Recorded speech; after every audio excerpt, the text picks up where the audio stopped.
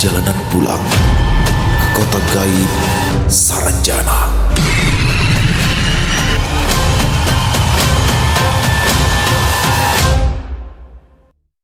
Assalamualaikum warahmatullahi wabarakatuh. Halo semuanya teman-teman. Selamat malam, selamat datang kembali di channel kesayangan kita, channel Ilo Bercerita, dan masih bersama saya Ilo dimanapun teman-teman berada. Semoga teman-teman selalu dalam keadaan sehat walafiat tanpa kekurangan satu apapun. Amin amin ya robbal alamin. Dan pada kesempatan yang baik ini saya akan membawakan satu kisah dari penulis favorit kita semua, Kenanga Kinasi. Kisah-kisah dari Kenanga Kinasi selalu menarik untuk disimak ya teman-teman ya. Tapi sebelum kita masuk ke dalam kisahnya, buat teman-teman yang mungkin belum subscribe channel Ilo Bercerita, yuk bisa diklik dulu tombol subscribe. Jangan lupa lonceng notifikasinya juga dinyalakan agar teman-teman selalu mendapatkan notifikasi dari konten-konten yang akan kami upload selanjutnya. Dan untuk channel Ilo Bercerita kami upload setiap hari teman-teman ya, setiap malam jam 9 malam waktu Indonesia bagian Barat. Dan gak pakai berlama-lama lagi ya. Pasti udah gak sabaran kan untuk masuk ke dalam kisahnya. Kita langsung saja masuk ke dalam kisahnya. Kita menuju ke Kalimantan Selatan. Pesawat dari Jakarta mendarat mulus di Bandara Syamsuddinor, Banjarbaru. Hari itu, matahari bersinar cerah, memantulkan cahaya ke landasan pacu yang mengkilat. Wulan menuruni tangga pesawat sambil membawa ransel birunya di punggung, wajahnya berseri-seri. Sejak masuk kuliah, waktunya banyak tersita oleh jadwal kampus yang padat. Langkah Wulan mantap menuju ruang kedatangan, kepalanya menoleh ke kanan dan ke kiri mencari-cari sosok yang sudah ia rindukan. Tiba-tiba, dari belakang kerumunan orang yang berdiri di balik pagar pembatas terdengar suara memanggil. Wulan, sini. Wulan menoleh cepat. Seorang perempuan berambut sebahu melambaikan tangan sambil tersenyum lebar. Ia mengenakan kemeja putih lengan panjang dan celana jeans. Itu Nita, sepupunya yang seumuran dengannya. Wulan langsung tersenyum dan berlari kecil menghampiri Nita. "Nita," serunya senang. "Ya ampun, kamu tambah cantik." "Masa sih?" Nita tertawa. Mereka berpelukan sebentar. "Aduh, senang banget bisa pulang ke Banjarbaru. Aku kangen kalian semua," kata Wulan. "Ayo kita langsung ke rumah. Nini sudah masak banyak. Katanya mau bikin nasi kuning dan ayam masak abang kesukaanmu."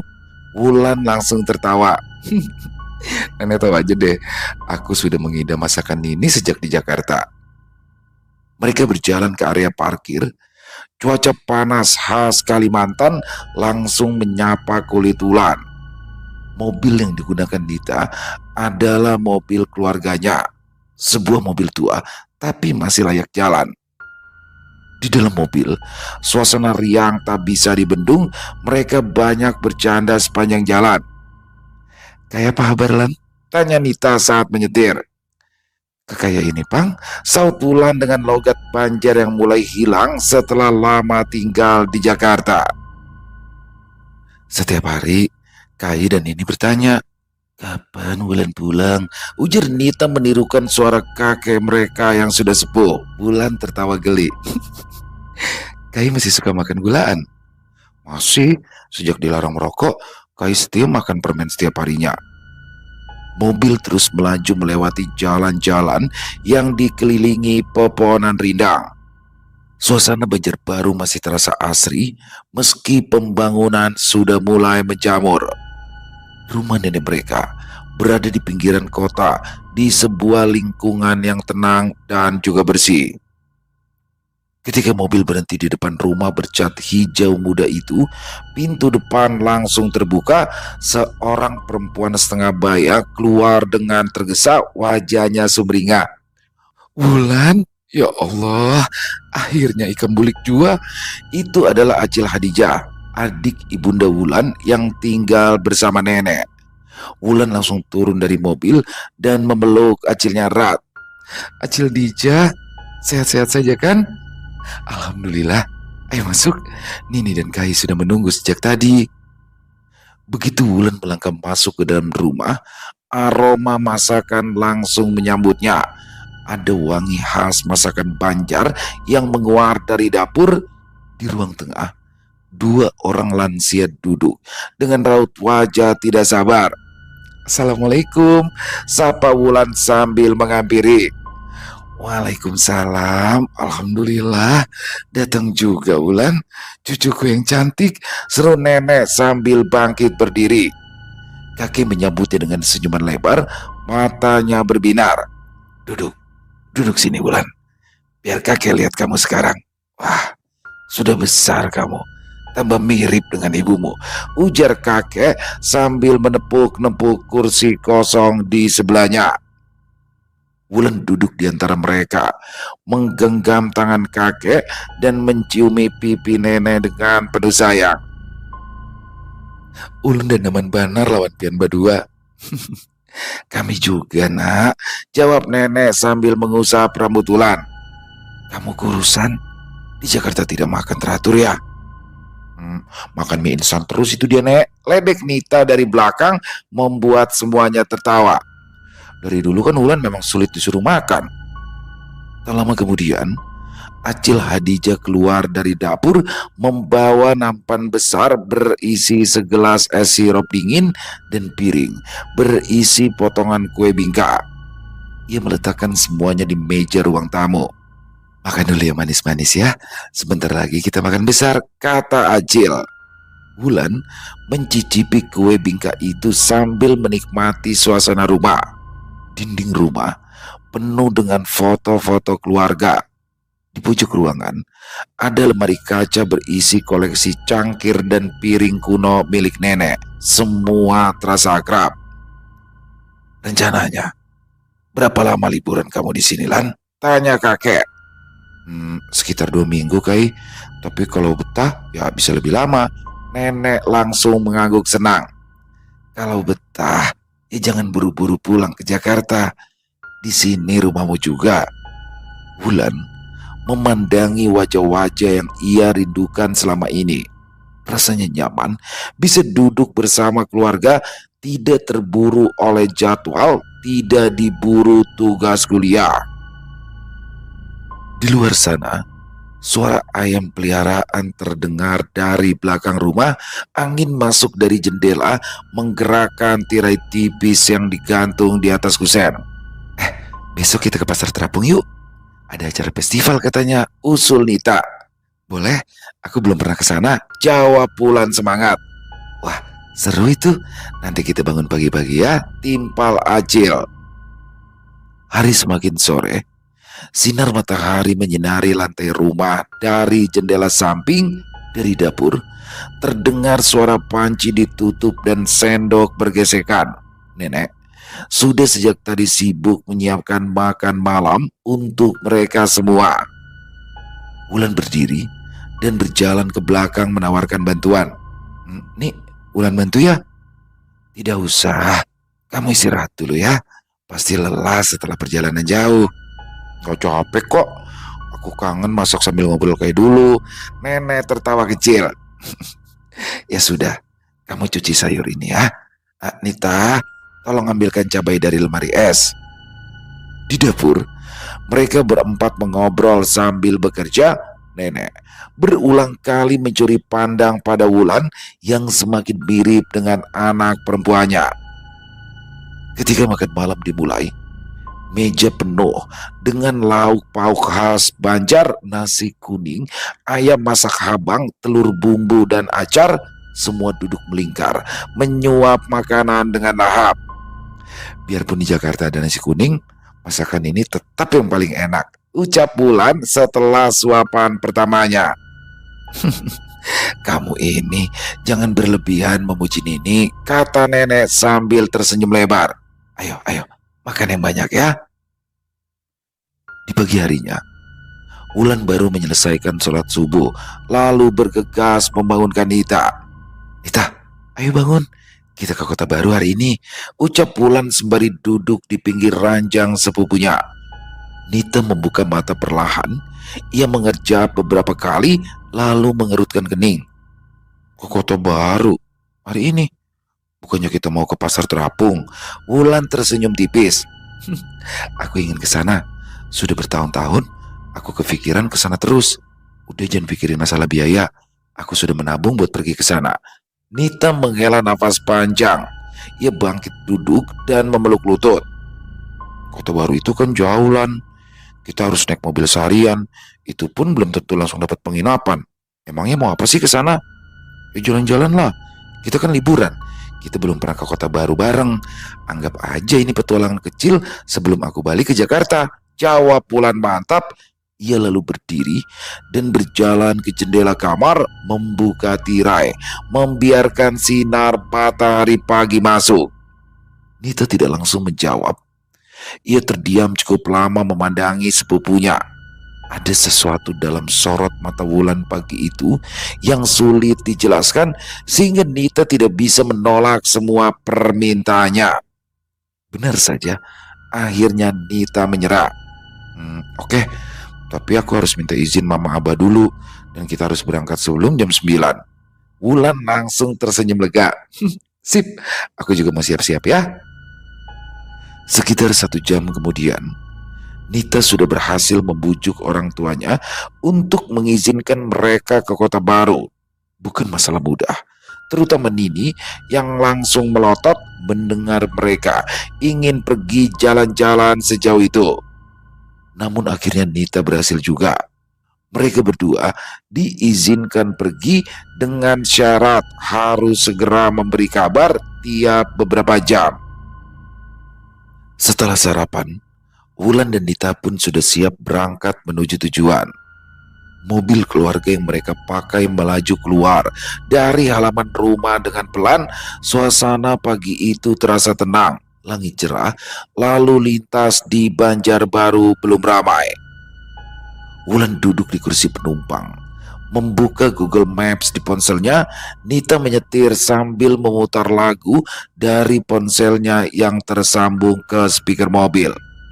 Akan tetapi, belum lama mereka pergi, sebuah kejadian kecil berhasil membuat panik terjadi di rumah.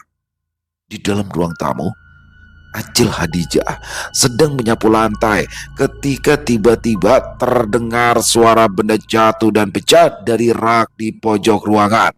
Ia menoleh cepat. Sebuah figura foto terletak di lantai, kaca figura pecah berantakan, dan yang lebih mengejutkan lagi, foto di dalamnya itu adalah foto Nita saat acara ulang tahunnya yang ke-17, robek di bagian tengah. Wajah Acil Hadijah langsung pucat. Dia mendekat dengan tergesa, memungut potongan figura dan menarik napas cepat. Astagfirullah, kenapa bisa jatuh begini?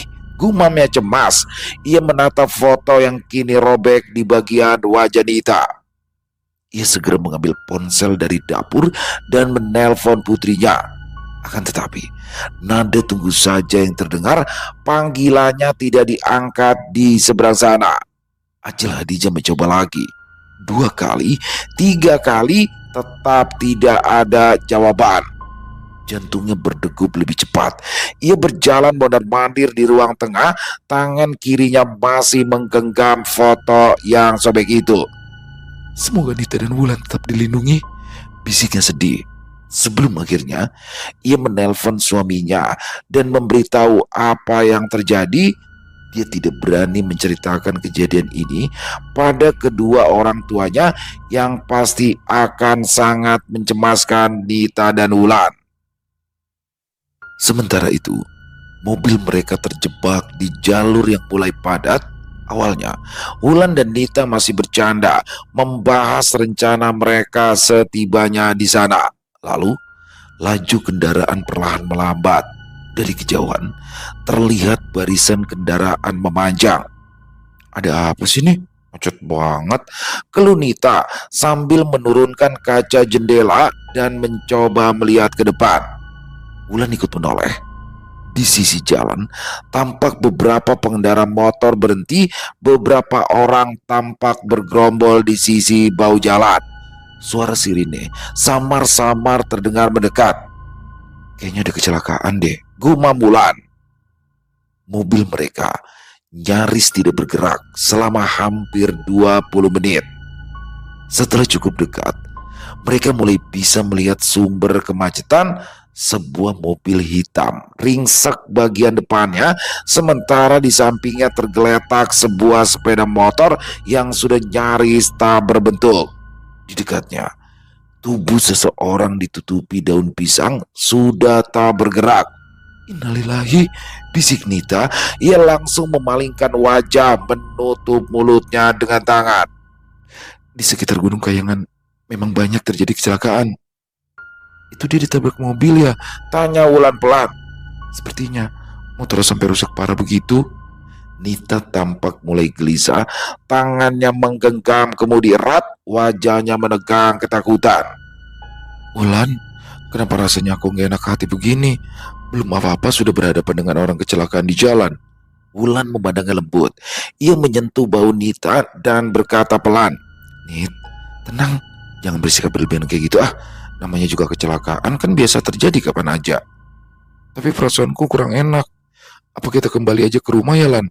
Gumam Nita lirik. Aku sudah lama sekali ingin melakukan perjalanan ini Nit. Kalau kamu memang mau pulang, ayo kita pulang. Tapi setelah itu aku akan pergi sendirian. Kok begitu sih? Wulan menatapnya dalam-dalam. Jangan khawatir, aku pasti baik-baik saja sampai tujuan. Nita menggigit bibir. Meski takut, tapi dia tidak bisa membiarkan sepupunya berangkat sendirian ke tempat yang jauh. Udahlah, bismillah, kita selamat sampai kota baru. Begitu barisan mobil di depan mulai bergerak, mereka pun melanjutkan perjalanan dengan pelan. Wulan mengambil botol air mineral dari tas dan memberikannya pada Nita. Minum dulu, biar tenang, ucap Wulan. Makasih, jawab Nita pelan. Di belakang mereka, suara sirine ambulans mulai menghilang seiring jauhnya lokasi kejadian. Di depan sana, jalanan mulai terbuka, memberi harapan bahwa perjalanan ini masih akan berlanjut. Pikiran Nita melayang-layang. Sementara Wulan duduk tenang di sampingnya, sesekali ia memandangi langit biru di luar jendela.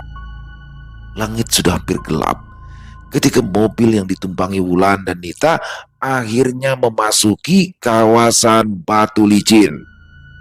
Setelah lebih dari 8 jam di jalan, ditambah kemacetan akibat kecelakaan, mereka kelelahan. Lampu-lampu jalan mulai menyala satu persatu dan rambu penunjuk arah menunjukkan bahwa penginapan terdekat hanya tinggal beberapa kilometer lagi. Aku gak kuat nyetir lebih jauh, Lan. Lalu Nita pelan sambil mengusap wajahnya. Wulan mengangguk. Kita cari tempat istirahat dulu ya. Besok pagi baru lanjut ke kota baru. Setelah memeriksa peta digital dan bertanya kepada petugas SPBU, mereka menemukan sebuah penginapan sederhana di kawasan pusat Batu Licin. Bangunannya tidak terlalu besar, tetapi tampak bersih dan cukup terawat. Resepsionis menyambut dengan ramah dan menawarkan kamar standar dengan 2 tempat tidur kecil. Untuk 2 orang, 1 malam, ucap Wulan singkat. Boleh, KTP-nya Kak, jawab resepsionis.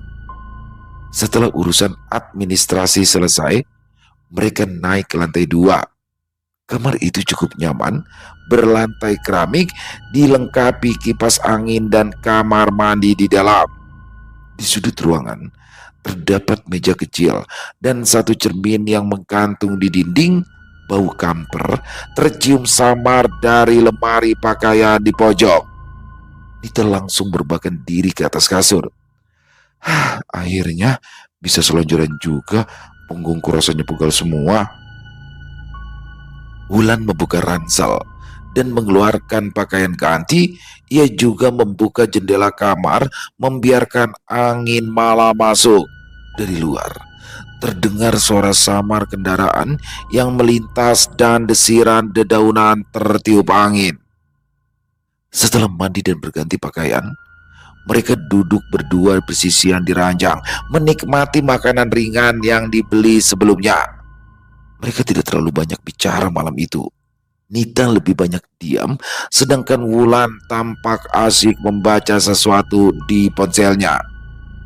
Lan, besok kamu itu sebenarnya mau kemana sih? Kota baru itu kan luas, gumam Nita pelan. Ke oka-oka. Nita langsung menyemburkan makanan dalam mulutnya. Yakin kamu mau ke sana? Wulan menoleh. Yakin? Aku tuh penasaran banget sama tempat itu. Kenapa tiba-tiba bisa kepikiran ke sana? Tanya Nita menatap lekat ke wajah sepupunya. Aku itu penasaran sama kota Saranjana yang sering diceritakan orang-orang itu. Hah? Kamu mau ke Saranjana? Suara Nita semakin meninggi. Ya enggak lah, aku cuma mau jalan-jalan di pantai sekitaran sana. Nita tidak bertanya lebih lanjut. Tubuhnya terlalu lelah untuk memikirkan ide nyeleneh dari Wulan. Setelah mengatur alarm di ponsel, ia pun berbaring dan menarik selimut. Aku ngantuk, Lan. Ya sudah, tidurlah lebih dulu. Malam itu, Nita tidurnya kurang nyenyak karena bermimpi buruk. Di dalam mimpinya, Nita berdiri di tepi sebuah pantai. Langit berwarna kelabu, ombak bergulung pelan, dan udara terasa dingin. Di depannya, berdiri seorang perempuan berpakaian kuning, rambutnya panjang sepinggang, dan tubuhnya tegak mematung menatap laut. Di belakang perempuan tersebut, berdiri banyak orang asing. Wajah-wajah mereka tidak dikenali Nita. Mereka tidak hanya memakai baju warna kuning, sebagian berpakaian serba putih, dan semuanya memandang ke arah laut dengan tatapan rindu. Nita melangkah mendekat karena penasaran pada sikap mereka.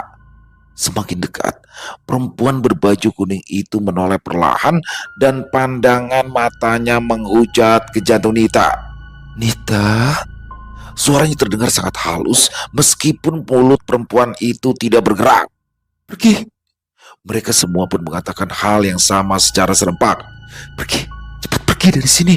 Nita terbangun dengan nafas memburu. Ia terduduk di tempat tidur sambil menoleh ke sekeliling. Kamar penginapan itu gelap, hanya diterangi cahaya redup dari lampu lorong yang masuk lewat celah bawah pintu. Wulan tertidur pulas di sisi lain ranjang. Dengan tangan gemetar, Nita meraih botol air minum dan meneguk beberapa kali. Dadanya sesak. Mimpi yang dialaminya barusan terasa seperti nyata. Ia menunggu beberapa saat, memastikan dirinya benar-benar terjaga, lalu membangunkan Wulan pelan. Wulan. Wulan membuka matanya. Kenapa, Nit? Aku barusan mimpi aneh. Wulan berbalik menghadap Nita, matanya masih terasa berat. Mimpi apa? Nita menceritakan semuanya dengan suara pelan tentang perempuan berbaju kuning, orang-orang asing, dan suara yang menyuruhnya untuk segera pergi. Wulan mendengarkan tanpa menyela. Ketika Nita selesai, ia tersenyum manis dan menepuk bahu sepupunya. Kamu kelelahan, tapi rasanya nyata banget, Lan. Udah, istirahat lagi. Besok pagi kita harus berangkat pagi-pagi. Meski belum sepenuhnya tenang, Nita mencoba berbaring kembali. Ia memejamkan mata, tapi bayangan perempuan berbaju kuning itu tetap membekas dalam pikirannya. Keesokan harinya, mereka sudah bangun sebelum matahari sepenuhnya naik. Setelah bersiap dan sarapan ringan, mereka langsung melanjutkan perjalanan menuju pelabuhan feri di Batu Licin. Ya, tujuannya menyeberang ke pulau laut. Udara pagi terasa segar, angin laut mulai tercium. Ketika mereka mendekati dermaga, suara klakson kapal, gemericik air, dan teriakan nelayan yang menurunkan hasil tangkapan dari kapal-kapal kecil ikut membentuk atmosfer khas pelabuhan. Wulan tampak antusias. Ia berdiri di pinggir antrian kendaraan sambil memandangi kapal feri besar yang sedang bersandar. Sementara Nita masih tampak lesu, matanya sayu akibat tidur yang tidak nyenyak. Masih kepikiran mimpi semalam ya? Tanya Wulan lembut.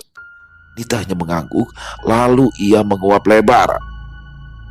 Begitu kendaraan mereka naik ke dalam kapal, mereka pun keluar dari mobil dan duduk di sisi dek kapal yang menghadap laut. Ombak pagi terlihat tenang. Perjalanan menyeberang memakan waktu hampir 1 jam. Selama itu, Nita dan Wulan lebih banyak berdiam diri. Wulan seperti menyimpan rahasia dalam pikirannya. Tatapannya sesekali tertuju pada cakrawala, seakan yang ia inginkan selama ini akhirnya bisa diraih. Setelah tiba di Pulau Laut, mereka langsung melanjutkan perjalanan ke selatan menuju tujuan akhir mereka, Desa Oka-Oka. Bagaimana kalau hari ini kita ke pantai lain dulu? Kemana? Nita menyebut sebuah pantai yang letaknya tidak terlalu jauh dari tempat tujuan Wulan. Itu kan bisa langsung ke Oka-Oka, Nit. Aku tahu, tapi liburanmu kan masih panjang. Apa salahnya kalau kita mampir ke tempat lain lebih dulu? Wulan agak ragu, tetapi akhirnya ia setuju. Dia tidak tega menolak permintaan Nita setelah sepupunya itu rela banyak mengalah padanya. Jalanan ke arah pantai agak sulit dilalui karena banyak lubang. Jalur semakin sempit, dikelilingi pepohonan dan rumah-rumah penduduk yang jarang. Semakin mendekat, suara debur ombak mulai terdengar, aroma laut semakin kuat. Begitu sampai di bibir pantai, mobil mereka berhenti di lahan kosong tak jauh dari deretan warung. Wulan keluar duluan, berdiri memandangi hamparan pasir putih dan air laut yang tenang. Nita menyusul. Saat kakinya menyentuh pasir, ia mendadak berhenti. Di ujung pantai, di antara pohon kelapa yang tumbuh jarang, terlihat sesosok perempuan berbaju kuning. Wajahnya tidak terlihat jelas dari kejauhan, tapi dari caranya berdiri sama persis dengan orang yang ada di dalam mimpi Nita. Nita menoleh cepat ke arah Wulan, tapi Wulan hanya memejamkan mata seperti sedang menikmati hembusan angin laut. Matahari mulai meninggi. Pasir pantai yang semula lembut dan dingin kini terasa hangat di telapak kaki. Ombak berkejaran di tepian laut meninggalkan garis-garis busa yang cepat menghilang. Angin laut bertiup pelan, membawa aroma asin yang khas. Wulan dan Nita berjalan menuju deretan warung makan yang berada di sisi pantai. Warung-warung itu sederhana, berdiri di atas lantai semen kasar dengan atap seng dan dinding kayu. Kita makan dulu di sana, ujar Wulan sambil menunjuk ke sebuah warung. Ada kursi panjang dari kayu dan meja plastik sederhana di depannya. Nita mengangguk. Oke, aku juga udah lapar banget nih. Mereka masuk warung dan disambut oleh pemiliknya yang segera menawarkan berbagai jenis jualannya. Wulan menyebutkan pesanannya. Baik, tunggu sebentar ya. Pemilik warung itu berlalu ke dapur sambil bersenandung kecil. Sambil menunggu pesanan datang, Wulan menatap sekeliling. Matanya tidak berhenti mengamati setiap sudut. Pandangannya kadang menembus jendela belakang warung yang mengarah ke semak belukar dan jejeran pohon kelapa. Nita memperhatikannya dengan alis berkerut. Kamu kenapa sih? Wulan tersenyum singkat. Enggak, cuma lihat-lihat aja. Beberapa saat kemudian, makanan pun datang. 2 piring ikan bakar dengan sambal merah menyala dan sepiring besar nasi putih mengepul diletakkan di atas meja. Aroma bumbu panggang yang gurih langsung menggugah selera. Saat makan, Wulan menoleh pada pemilik warung yang sedang mengelap meja tak jauh dari mereka. Bu, saya mau tanya bu. Perempuan itu menghentikan gerakannya. Iya mbak. Bu, kalau dari sini bisa tembus ke kota Saranjana nggak? Nita tersedak kala mendengar pertanyaan Wulan. Pemilik warung mematung beberapa detik kemudian menggeleng. Tidak tahu, katanya ketus kemudian berlalu menjauh dari mereka. Wulan, kamu kenapa nanya kayak gitu sih? Tentang arah ke Saranjana, bisik Nita dengan nada tajam. Kamu pasti sedang menyembunyikan sesuatu. Ada apa sih, Lan? Wulan menatapnya sebentar, lalu tersenyum kecil memperlihatkan dua lesung bibit. Bukan apa-apa, cuma iseng. Iseng? Lan, orang yang sudah masuk ke dalam kota Saranjana itu jarang yang bisa pulang kembali ke alam kita. Ayahmu pasti sedih kalau kamu gak pernah pulang. Tegur Nita kesal. Wulan meletakkan sendoknya. Ia mencondongkan tubuh sedikit ke depan. Nita, aku tadi kan cuma nanya. Kalau cuma bertanya, kenapa mau ke desa Oka-Oka? Kejar Nita. Kamu pasti kebanyakan nonton konten tentang kota gaib itu. Loh, memangnya kenapa? Anggap aja itu satu-satunya hiburan buatku. Setelah berbicara, Wulan kembali makan tanpa berniat menjelaskan apa maksudnya barusan. Wulan, kamu tertekan ya selama tinggal di Jakarta. Panggil Nita khawatir. Wulan menatapnya sambil tetap tersenyum. Kali ini lebih ringan. Siapa bilang? Tapi tadi kamu bilang, lupain, gak penting buat dibahas. Nita ingin bertanya lebih jauh, tetapi terpaksa mengurungkan niatnya. Setelah makan siang selesai, mereka berjalan ke arah mobil. Lan, aku mau cari villa dulu untuk kita menginap malam ini. Bagaimana menurutmu? Ide bagus, saut Wulan, matanya kembali terarah ke gelombang air laut. Tapi kamu aja yang cari penginapan. Aku mau main air dulu, boleh kan? Nita menatap ke sekeliling, lantas ia mengangguk. Ada banyak villa di tempat ini, sehingga dia yakin bisa menemukan satu yang cocok untuk mereka. Benar saja, Nita segera mendapatkan satu villa di tempat yang ia yakini pasti sangat disukai oleh Wulan. Dia pun bergegas kembali ke pantai dan bermain bersama Wulan. Tanpa terasa, waktu berlalu dengan cepat, sore pun datang. Pantai tersebut perlahan-lahan sepi. Beberapa keluarga yang tadi bermain pasir sudah membereskan tikar mereka, dan para penjaga kelapa muda satu persatu mengangkut dagangannya kembali ke motor. Nita memandangi arloji di pergelangan tangannya. Pukul 5:30, ia menoleh ke arah Wulan yang duduk bersila di atas pasir menghadap laut. Dia tidak menghiraukan kakinya yang basah terkena ombak, sedangkan celananya tergulung sampai lutut. Lan, ke villa dulu yuk, udah sore, kata Nita. Wulan tidak mendengar ucapan Nita. Matanya terus tertuju ke arah lautan, menatap satu titik yang sama dengan penuh kerinduan. Menurutmu, Mama kangen aku gak, Nit? Hah? Nita kaget karena Wulan tiba-tiba saja membelokkan pembicaraan. Aku kangen Mama. Nita tidak bisa menjawab. Dia memandang sepupunya itu dengan tatapan iba. Nita bisa mengerti sedalam apa kerinduan yang dirasakan oleh Wulan. Ayolah kita ke villa dulu. Badanku sudah lengket karena pasir dan air laut. Wulan menoleh. Matanya tampak sedikit kosong saat berbicara. Nit, sebentar lagi ya. Aku ingin duduk di sini sedikit lebih lama. Rasanya tenang dan damai. Jauh berbeda dengan Jakarta yang selalu sibuk. Nita menghela napas pelan. Tapi di sini mulai sepi. Tuh lihat, warung-warung juga udah mau tutup. 10 menit aja, pinta Wulan 15. Iya, gerutu Nita yang lagi-lagi kalah pada permintaan sepupunya. Oh iya, bisa tolong belikan minuman, kata Wulan sambil menunjuk ke arah warung yang paling dekat ke arah pintu keluar pantai. Aku haus. Nita menatapnya ragu. Ih, kenapa aku yang beli? Kan kamu yang haus.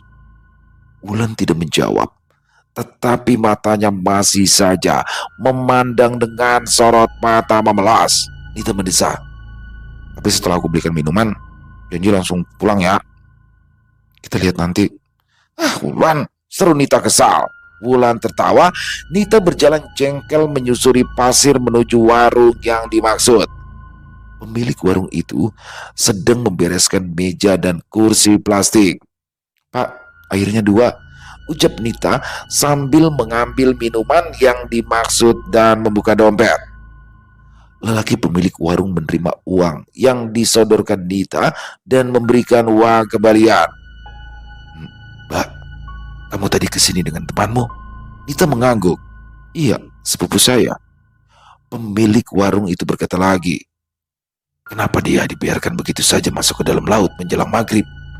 Perkataan pemilik warung membuat Nita langsung menoleh cepat ke arah pantai. Mata Nita membelalak. Ulan!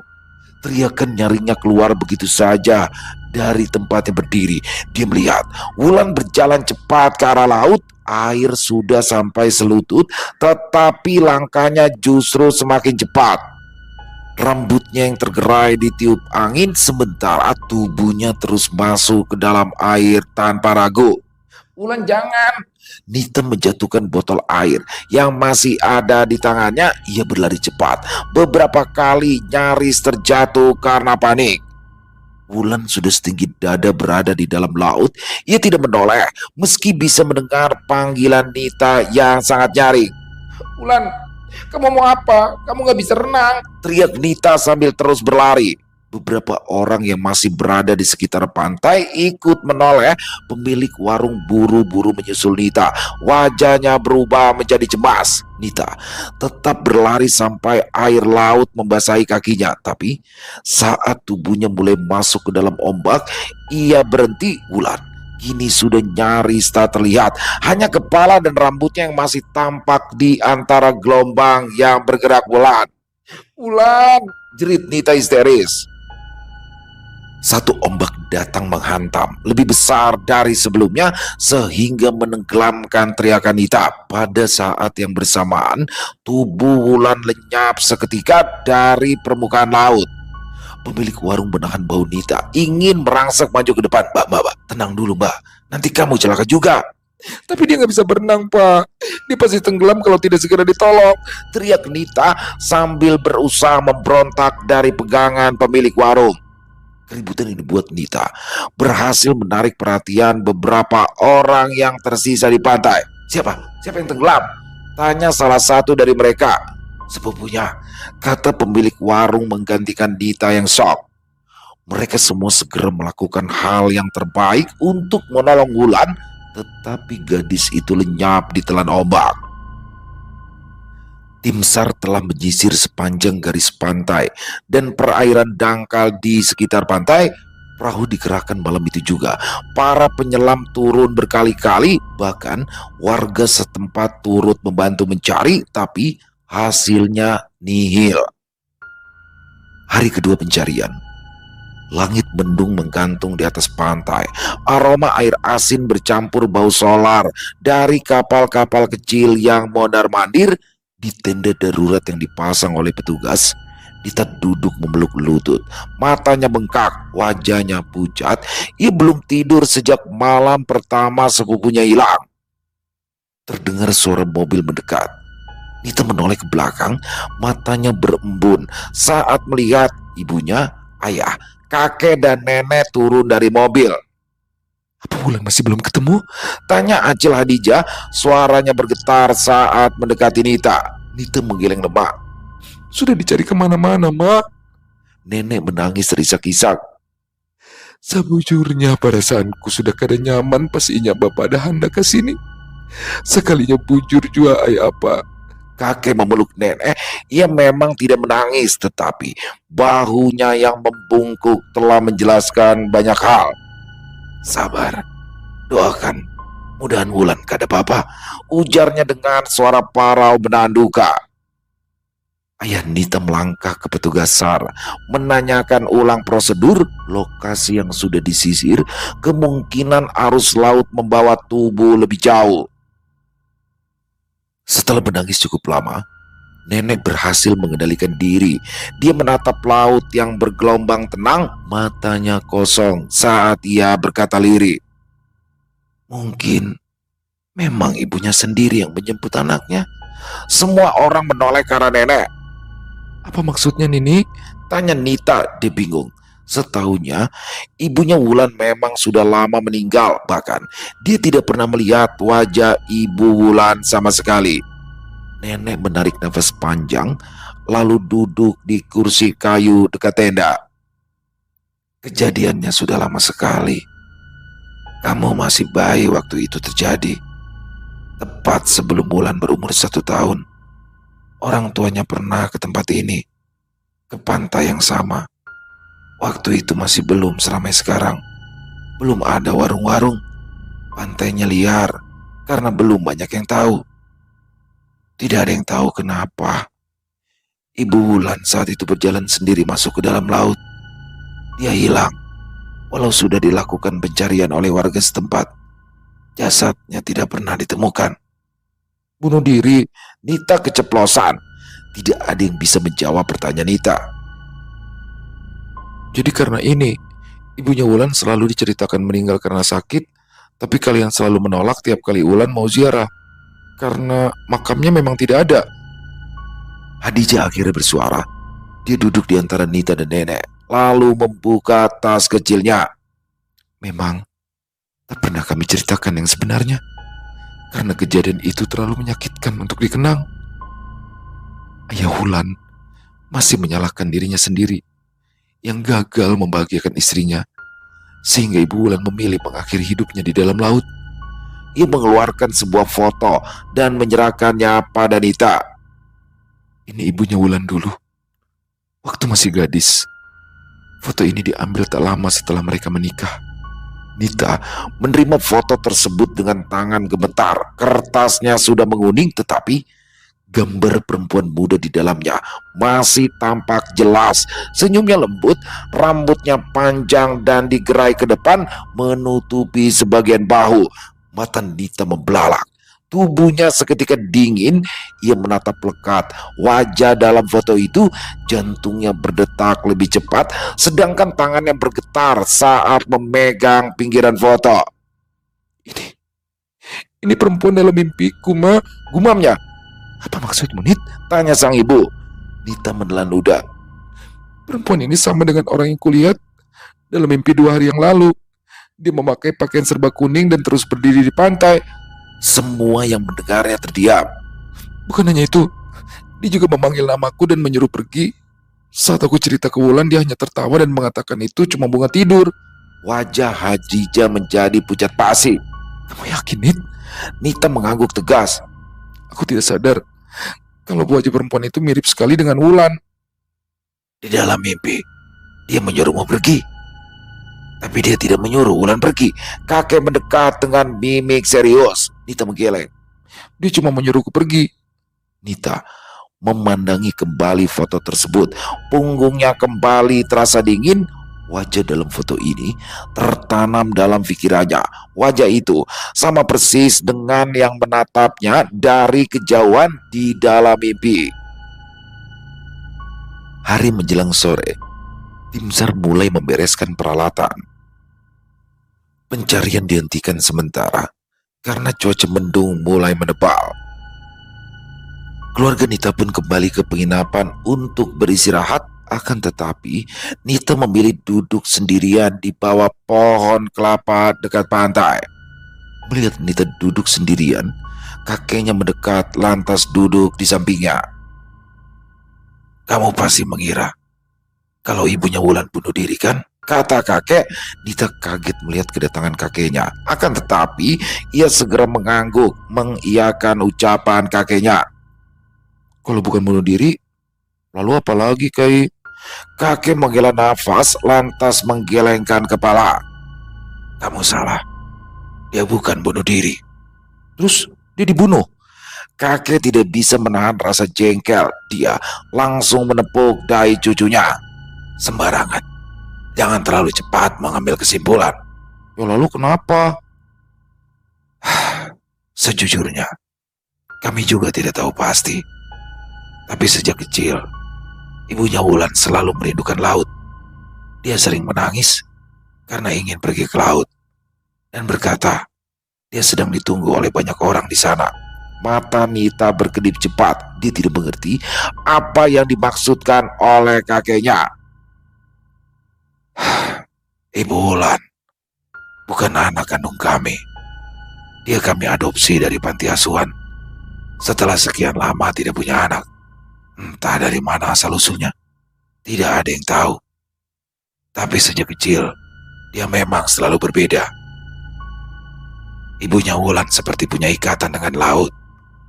Aku dan nenekmu sepakat untuk menjauhkannya dari laut dan juga pantai. Tapi ayah Wulan tidak tahu itu. Dia tahu, tapi dia meremehkannya. Dia menganggap kami terlalu mengkhawatirkan hal yang tidak perlu. Nita termangu. Jadi karena itu ayahnya Wulan nekat mengajak ibunya Wulan pergi ke pantai untuk membuktikan bahwa tidak akan terjadi apa-apa. Kakek mengangguk. Pantas ayahnya Wulan sangat terpukul. Dia pasti merasa bersalah. Jadi, kamu jangan salah mengira bahwa ibunya Wulan mengakhiri hidupnya sendiri. Dia hanya... Kakek tidak tahu apa kata yang tepat untuk menggambarkan keadaan Ibu Wulan. Dia hanya terlalu terikat dengan laut. Nita tidak bisa memahami apa yang membuat mendiang bibinya itu nekat masuk ke laut. Yang dia tahu kini kejadian yang sama kembali terulang lagi. Ayo masuk. Kamu harus tenangkan Nini yang sejak kemarin menangis terus setelah mendengar kabar Wulan tenggelam. Apa yang harus kau katakan untuk menenangkan Nini? Katakan saja, kalau Wulan mungkin sudah bertemu dengan ibu yang ia rindukan sejak kecil. Malam itu, Nita kembali tidur dengan gelisah. Dia bolak-balik ke kiri dan kanan sampai ibunya menyalakan kipas angin, mengira Nita sulit tidur karena gerah. Pada akhirnya, Nita terlelap tidur, akan tetapi ia kembali memimpikan hal yang sama. Nita lagi-lagi berdiri di pasir pantai.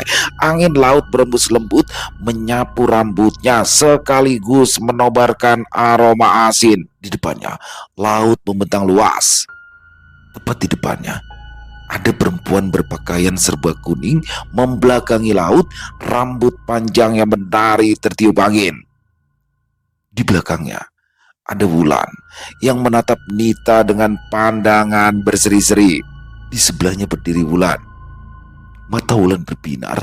Dia menggenggam tangan perempuan berpakaian kuning itu dengan erat seolah tak ingin lepas. Wulan, kenapa kamu pergi? Bisik Nita di dalam mimpinya. Aku pulang. Aku tidak pergi. Aku pulang menemui ibuku, kata Wulan sambil memandang perempuan yang sangat mirip dengannya itu. Kamu gak kasihan sama Kai dan Nini? Nini menangis terus sejak kamu hilang. Senyuman Wulan berubah sendu, namun ia kembali tersenyum dan berkata, Sampaikan salam kepada mereka berdua ya. Kalau sedang rindu, panggil saja namaku. Aku akan muncul dalam mimpi kalian semua. Nita terdiam, tak bisa berkata-kata lagi. Matanya berkaca-kaca melihat Wulan dan ibunya melangkah ke dalam laut. Wulan menoleh sekali lagi ke arah Nita. Kali ini bibir bergerak, membentuk kata tanpa suara. Terima kasih. Selesai. Wow, luar biasa kisah dari Kenanga Kinasi. Ini ternyata berhubungan dengan kota gaib Saranjana.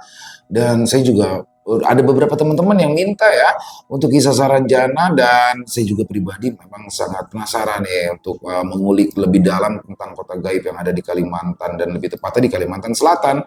Dan di sini bagaimana ternyata Wulan dari awal udah merencanakan semuanya tuh. Mungkin dia udah kangen, dan juga itu kayak panggilan hati kali menurut saya teman-teman ya, karena menurut di akhir kisah dari Kai itu adalah kakek ya teman-teman ya, ini ibunya Wulan itu bukan bundir, jadi dia memang seperti pulang.